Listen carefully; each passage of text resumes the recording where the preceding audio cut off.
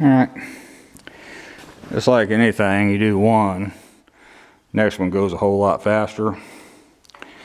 Rebuilt my gland, inner seals, wiper, new seal ring and O-ring on the piston. Torque. I used a 4-foot cheater pipe on a 3/4 breaker bar. I think it's an 1.5 inch socket. And I weighed 240 pounds and I put some oomph on it.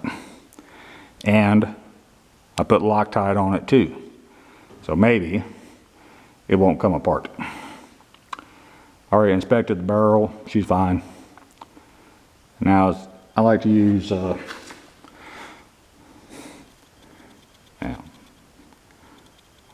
proper O-ring lube on cylinders and such.